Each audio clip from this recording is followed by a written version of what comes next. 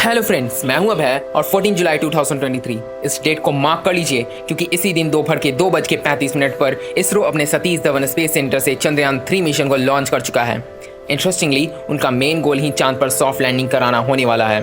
यही उन्होंने चंद्रयान 2 मिशन के वक्त भी कोशिश किया था, मगर वो कुछ फैक्टर्स के कारण अनफॉर्चुनेटली फेल हो गया था।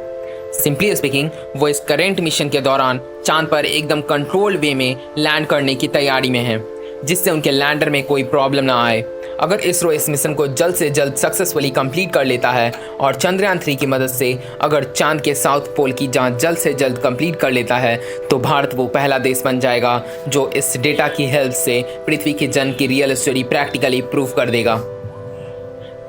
अब सवाल ये आता है कि ये सब चंद्रयान 3 आखिर करेगा कैसे और उसके अंदर ऐसी कौन कौन सी सेंसर्स हैं जो उसको इस मिशन को कंप्लीट करने में हेल्प करेगा, और ये सेंसर्स मिशन के कोर ऑब्जेक्टिव के अलावा और क्या क्या कर सकती हैं। तो इन्हीं सभी सवालों के जवाब आज हम इस वीडियो में देखने वाले हैं। तो फिलहाल के लिए बस इतना समझ लीजिए कि चंद्रयान 3 का ये मिशन इंटरेस्टिंग ही नहीं, इक्वली चैलेंजिंग भी होने वाला है, क्योंकि किसी भी सैटेलाइट को चांद पर सॉफ्ट लैंडिंग करवाना मार्स पर सॉफ्ट लैंडिंग करवाने से भी मुश्किल है। और यस, ये वही मार्स है जिस पर चांद से 33 टाइम्स ज़्यादा क्रेटर्स प्रेजेंट हैं। But wait, let me explain. जैसे आप देख सकते हो कि पूरी दुनिया में 77 गवर्नमेंट स्पेस एजेंसीज हैं। उनमें से सिर्फ 11 कंट्रीज ने ही सक्सेसफुली स्पेस मिशन किया है, बट सिर्फ 3 कंट्रीज ही ऐसे हैं जो लूनर सरफेस पे सॉफ्ट लैंडिंग कर पाए हैं, और वो 3 countries none other than America, China और रसिया हैं। वहीं मार्स तो ज़्यादा दूर है, मगर उन पर जिस 5 कंट्रीज़ ने स्पेस मिशन किया है उनमें से 2 कंट्रीज़ ने सक्सेसफुली लैंडिंग भी किया है। तो इस कारण से मार्स पर लैंडिंग का सक्सेस रेट हो गया 40% और वहीं लूनर सरफेस पे लैंडिंग का सक्सेस रेट है 27%। तो ऐसा इसीलिए है क्योंकि एवरेज एक स्पेसक्राफ्ट को मार्स पर पहुंचने के लिए 7 मंथ्स लगते हैं, वहीं मून पर स्पेसक्राफ्ट महज 3 दिन में पहुंच जाते हैं। तो अगर गलती से भी मून पर जाते वक्त स्पेसक्राफ्ट का पाथ किसी भी रीज़न से अगर थोड़ा सा भी डिफ्लेक्ट होता है तो इतने कम समय में उसे ओवरकम करना, मतलब कि उसे कंट्रोल करना और उसके पाथ को करेक्ट करना बहुत ही डिफिकल्ट हो जाता है। टाइम कम है, डिस्टेंस कम है, तो इसी कारण से डिफिकल्टी ज़्यादा हो जाती है। और इससे भी ज़्यादा दिक्कत तब आती है जब स्पेसक्राफ्ट को कैलकुलेटेड टाइम में लैंड नहीं कराया जाता है। बेसिकली स्पेसक्राफ्ट के स्पीड के बेसिस पर यह टाइम डिसाइड किया जाता है। सपोज अगर स्पेसक्राफ्ट की स्पीड 20,000 किलोमीटर पर आवर है तो उसे मून पर लैंड करने के लिए सिर्फ 15 से 30 मिनट्स का विंडो मिलता है। अदरवाइज उस स्पेसक्राफ्ट का खेल खत्म, मतलब स्पेसक्राफ्ट का पाथ चेंज करो ना करो वो क्रैश होने ही वाला है। इसके ऊपर बस यहीं पर सॉफ्ट लैंडिंग की मुसीबत खत्म नहीं होती, क्योंकि सपोज अगर इस टाइम फ्रेम में काउंटडाउन स्टार्ट भी कर दिया तो बाकी चीज़ें हैं जो उसे लैंडिंग में प्रॉब्लम खड़ी कर सकती हैं, जैसे कि उस लैंडिंग साइट का लोकल एटमॉस्फेयर। तो देखो, जैसा कि हम सब जानते हैं कि मार्स पर एटमॉस्फेयर है जो कि फ्रिक्शन पैदा करके लैंडर की स्पीड स्लो कर देता है, और इसीलिए मार्स पर लैंडिंग के लिए थ्रस्टर्स के साथ साथ पैराशूट भी यूज़ किए जाते हैं। पर मून पर ऐसा कोई एटमॉस्फेयर न होने की वजह से पूरा का पूरा लोड थ्रस्टर्स पे आ जाता है, और यही थ्रस्टर्स लैंडिंग में प्रॉब्लम क्रिएट करते हैं, क्योंकि ये एक्स्ट्रा पावरफुल थ्रस्टर्स जैसे ही लूनर सरफेस पे लैंड करने की कोशिश करते हैं उनसे मून की लूज सॉइल्स का उड़कर डेलिकेट सेंसर्स में एंटर करने का खतरा बढ़ जाता है, जो कि मिशन पर पानी फेर सकता है। पर अब इन दिक्कतों के ऊपर पिछली बार जहां पर चंद्रयान 2 को लैंड करना था वो एरिया था मून का साउथ पोल। अब मून के साउथ पोल पर specifically as compared to the north pole से ज़्यादा क्रेटर्स, वैलीज और माउंटेन्स हैं। सो लैंडिंग के लिए एक स्वीट स्पॉट ढूंढना और फिर एक्यूरेटली उस स्वीट स्पॉट पर अर्थ के थ्रू कंट्रोल्ड करके लैंड कराना ये अपने आप में ही काफ़ी डिफ़िकल्ट टास्क है। इसके अलावा मून के साउथ पोल पर लैंड करते वक्त टेम्परेचर ड्रास्टिकली फ्लक्चुएट करता है, क्योंकि मून को अपनी एक रोटेशन कंप्लीट करने के लिए 28 डेज लग जाते हैं, जिसके कारण 2 हफ्ते तक सन के तरफ फेस की हुई साइड का टेम्परेचर 120 डिग्री सेल्सियस तक पहुंच जाता है, और वहीं पर दूसरे साइड का टेम्परेचर -230 डिग्री सेल्सियस तक रहता है। और साउथ पोल पर इन दोनों रीजन का जंक्शन है। अगर लैंडर इस साउथ पोल पर अचानक से लैंड हुआ तो टेम्परेचर डिफरेंस की वजह से एक थर्मल शॉक जनरेट हो सकता है, और अगर थर्मल शॉक जनरेट हुआ तो लैंडर की हालत कुछ इस तरह की हो सकती है। इसमें जैसा कि आप देख सकते हैं कि जैसे ही हमने इसमें गर्म पानी डाला वैसे ही ये ग्लास का बोतल चटक गया। बस वैसे ही लैंडर के पुर्जे आसानी से टूट जाएंगे। बट लेट्स से इसरो ने इन सब प्रॉब्लम्स को टैकल करते हुए अगर अपने लैंडर को लैंड कराता है तो फिर भी उनके साथ कम्युनिकेशन टूटने का खतरा तो रहता ही है। आपको शायद पता नहीं होगा पर चांद के साउथर्न पोल पे हमेशा अंधेरा ही रहता है। जब वहाँ दिन होता है तो हॉरिजॉन पर ही सन दिखाई देता है, जिसके कारण वहाँ पर क्रिएट हुए क्रेटर्स और वैलीज ने तो मून के क्रिएशन के बाद अभी तक सन को देखा ही नहीं है। तो फिर यहाँ पर लैंडर के सोलर पैनल कैसे काम करेंगे? तो बस इन्हीं सब रीजंस यानी कि लैंडिंग साइट डिटेक्ट करने के लिए इनफ समय न मिलना, डस्ट से सेंसर्स खराब होना, साउथर्न पोल की हार्श टेम्परेचर और सरफेस की मार और कम्युनिकेशन इश्यूज, इनकी वजह से कई बार लैंडिंग फेल हो जाती है। तो बस इन्हीं सब प्रॉब्लम्स को हैंडल करने के लिए चंद्रयान 3 में इसरो के द्वारा ऐसी यूनिक स्ट्रैटेजीज का यूज़ किया गया है कि अब की बार सॉफ्ट लैंडिंग में प्रॉब्लम आने की चांसेस न के बराबर है। सॉफ्ट लैंडिंग की डिफ़िकल्टी को सॉल्व करने के लिए चंद्रयान 3 के लैंडर के लिए लकीली एक ऐसा स्पॉट ढूंढ निकाला जा चुका है जहां ना तो कोई क्रेटर्स और माउंटेन से भरा अनइवन स्पेस है और ना ही कोई ड्रास्टिकली चेंजिंग टेम्परेचर। 14 जुलाई 2023 को जब चंद्रयान 3 लॉन्च हुआ था तो सबसे पहले ये अर्थ के एटमॉस्फेयर से बाहर आकर अर्थ का 5 रोटेशन लगाते हुए वो अपने ऑर्बिट इंक्रीज किया था और जिसके कारण वो अपने ऑप्टिमल स्पीड पर पहुंच गया और इससे होगा ये कि वो मून की तरफ किसी स्लिंग शॉट की तरफ पहुंच गया, जिसके कारण इनिशियल स्टेप में ज़्यादा खर्च नहीं होगा और ये फ्यूल हम लैंडिंग के वक्त इस्तेमाल कर सकते हैं। जब लैंडिंग का समय आएगा तब भी इसरो ने एक यूनिक प्लान सोचा है। इसरो ट्रेडिशनल तरह से लूनर सरफेस पर डायरेक्टली लैंड नहीं करवाएगा।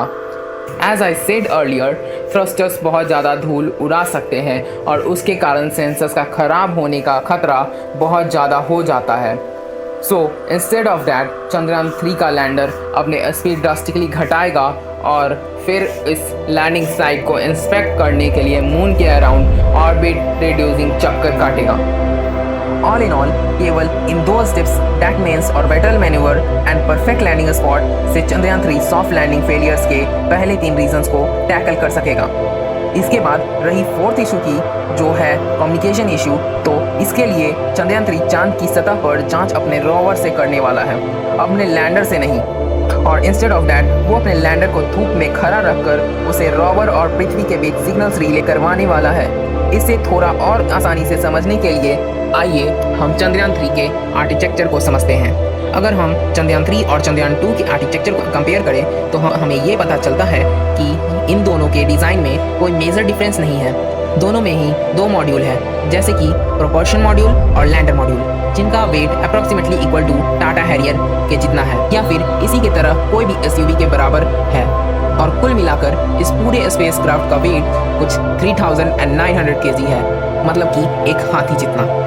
बस सिर्फ फर्क इतना है कि इसमें ऑर्बिटर नहीं है जो मून के चारों ओर घूमकर उसे स्कैन करे, क्योंकि चंद्रयान 2 का ऑर्बिटर हमारे लिए ये टास्क ऑलरेडी कर रहा है। इसीलिए चंद्रयान 3 में थोड़े बहुत ही मॉडिफिकेशन किए गए हैं और यही वजह है कि फाइनली चंद्रयान 3 कोविड वगैरह जैसे क्राइसिस और उनसे होने वाली ग्लोबल शटडाउन के बावजूद भी महज 4 सालों में लॉन्च के लिए तैयार है। अब अगर एक बार ये सक्सेसफुली लैंड हो गया, फिर उसके बाद लैंडर में से रोवर को डिप्लॉय किया जाएगा, जो तुरंत लेज़र इंड्यूस्ड ब्रेकडाउन स्पेक्ट्रोस्कोप यानी LIBS से मून पर प्रेजेंट सॉइल के अंदर की केमिकल्स कंपोनेंट को एक्साइट कर देगा, जिसके कारण उन केमिकल्स में से अलग अलग वेव्स के लाइक अल्फा एक्स-रेज निकलेंगे, जिन्हें रोवर पर लगे अल्फा पार्टिकल एक्स-रे स्पेक्ट्रोमीटर यानी APXS डिटेक्ट करके फिर एनालाइज करेगा, ताकि मून के साउथ पोल पर मून के सॉइल का कंपोजिशन क्या है ये पता किया जा सके। इसके अलावा साइमल्टेनियसली लैंडर अपनी लैंडिंग साइट से मून के ऊपर एटमॉस्फेयर कितना पतला है ये पता लगा पाएगा और ये इतना पतला क्यों है इस मिस्ट्री को भी डिकोड करने की कोशिश करेगा, क्योंकि जैसा मैंने पहले कहा था कि मून पर न के बराबर एटमॉस्फेयर है। पहले तो लोगों को लगता था कि मून पर एटमॉस्फेयर है ही नहीं, बट रिसेंट स्टडी में मालूम चला है कि मून की 10 किलोमीटर की एल्टीट्यूड तक एक बहुत ही थिन आयनोस्फेयर या सिंपली कह सकते हैं कि चार्ज पार्टिकल से भरा हल्का सा एटमॉस्फेयर का लेयर है और इसके एग्जिस्ट करने का एक्यूरेट रीजन किसी को नहीं मालूम। सो चंद्रयान 3 का लैंडर बेसिकली अपने रंभा और चेस्ट इन दोनों सेंसर्स की मदद से आयनोस्फीयर की हीट कंडक्शन प्रॉपर्टीज और टेम्परेचर के बारे में हमें एक्यूरेट डाटा देगा। और इसके अलावा मून पर अर्थक्वेक डिटेक्ट करने के लिए लैंडर में इंस्ट्रूमेंट और लूनर सिस्मिक एक्टिविटीज यानी कि ILSA डिटेक्टर फिट किया जा चुका है।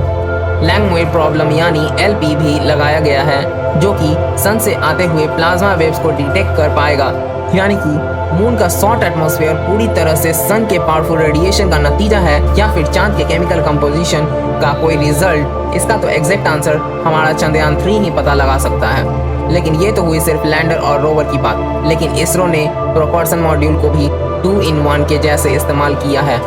फर्स्टली इन्होंने इसमें स्पेक्ट्रोपोलैरिमेट्री की हैबिटेबल प्लैनेट अर्थ यानी SHAPE नाम का एक इंस्ट्रूमेंट इंस्टॉल किया है जो कि अर्थ की तरह ही एक्सोप्लैनेट को डिटेक्ट करके उनके केमिकल कंपोजिशन को स्टडी कर सकता है। देन डिटैच होने के बाद प्रोपल्शन मॉड्यूल रिले मॉड्यूल की तरह काम करेगा, जहां पर वो लूनर साउथ पोल पर भी मैसेज इंटरप्शन न हो, इसलिए रोवर और लैंडर से आए हुए इंपॉर्टेंट डेटा और सिग्नल्स को अर्थ पे प्रेजेंट इसरो के इंडिया डीप स्पेस नेटवर्क की तरह रिले करेगा। अब ये एक बहुत ही बड़ा स्टेप है क्योंकि अब इससे हमें किसी और देश की रिले सैटेलाइट की ज़रूरत नहीं पड़ेगी। इसी वजह से हमारा डेटा भी सिक्योर रहेगा, क्योंकि पहले ऐसा बहुत बार हो चुका है कि इसरो से आया डेटा दूसरे कंट्रीज चुरा पाए थे। तो अब अगर देखा जाए तो ये हमारे मैन मिशन का ये पहला स्टेप हो सकता है, क्योंकि अगर हम अपने लैंडर को मून के साउथ पोल की डिफ़िकल्टी टेरेन पर लैंड करा सके तो डेफिनेटली गगनयान मिशन की तरह इंडियन एस्ट्रोनॉट्स को भी सेफली आउटर स्पेस में भेजा जा सकता है। और इस मिशन के सक्सेसफुल होने के बाद हमारा कॉन्फिडेंस भी काफ़ी बढ़ जाएगा। पर खैर गगनयान मिशन के लिए अभी टाइम है। फिलहाल अभी बस इतना समझ लीजिए कि अगर ये मिशन सक्सेसफुल होता है तो भारत पहला वो देश हो सकता है जो पृथ्वी के क्रिएशन और इवोल्यूशन से जुड़ी थ्योरी को प्रैक्टिकली प्रूव कर देगा, क्योंकि साइंटिस्टों के मुताबिक मून के साउथ पोल पर स्पेक्ट्रोस्कोपी के जरिए ये देखा गया है कि वहाँ आइस के फॉर्म में वाटर मॉलिक्यूल्स प्रेजेंट हैं और वहाँ के चांद के अंधेरे कोनों में जमा पानी चांद और पृथ्वी जब पैदा हुए थे तब से ही वहाँ पर मौजूद है। साथ ही रिसेंटली ये भी देखा गया है कि मून पर कुछ मैग्नेटिक फील्ड एनोमलीज भी हैं। वहाँ पर भी अर्थ की तरह एक अनइवन मैग्नेटिक फील्ड है। अब मोस्टली ऐसा तब होता है जब किसी सेलेस्टियल बॉडी के अंदर एक एक्सट्रीमली हॉट मोल्टेन कोर हो। मतलब अगर हम इस अनइवन मैग्नेटिक फील्ड का कॉज पता लगा पाए तो हम भी ये समझ सकते हैं कि क्या चांद ओरिजिनली हमारी पृथ्वी से ही टूट के बना था, जैसा कि थी के अर्थ से टकराने वाली पॉपुलर थ्योरी कहती है। ऑल इन ऑल, अगर चंद्रयान 3 वहाँ पर मौजूद पानी और वहाँ की मैग्नेटिक फील्ड्स इन दोनों चीज़ों की डिटेल इंफॉर्मेशन निकाल पाए तो इससे पृथ्वी के इतिहास की कई पहेलियाँ सुलझ जा सकती हैं। और सबसे मज़ेदार बात तो ये होगी कि हमारा देश इसे सुलझाने वालों में से पहला देश होगा। बस प्रॉब्लम हमेशा की तरह यही है कि हम हमेशा की तरह इसमें कहीं लेट ना हो जाएं। जैसा कि आप लोग को पता ही होगा कि नासा 1948 में एस्टैब्लिश हुआ था और फिर भी बस 11 सालों में उन्होंने इंसानों को चांद पर पहुंचा दिया था, जबकि लगभग उसी समय में बना हमारा इसरो अपने टाइट बजट के चलते आज तक ये अचीव नहीं कर पाया है। अगर इसरो के पास भी अच्छा खासा बजट होता तो हम भी चांद पर पहुंच जाते, बल्कि हम उनसे और जल्दी पहुंच जाते और बहुत सी काबिल मिशनों को अंजाम देते। तो गाइस, अगर इस वीडियो से आपको कुछ नया सीखने को मिला तो एक लाइक जरूर ठोकना और आप हमारे इस चैनल को सब्सक्राइब करके बेल आइकन को दबा दीजिए, जिससे आगे आने वाली इन्हीं तरह की वीडियोस की अपडेट आपके पास जल्द से जल्द पहुंच जाए। So let's meet the next time. Stay curious, stay learning and stay growing. Jai Hind.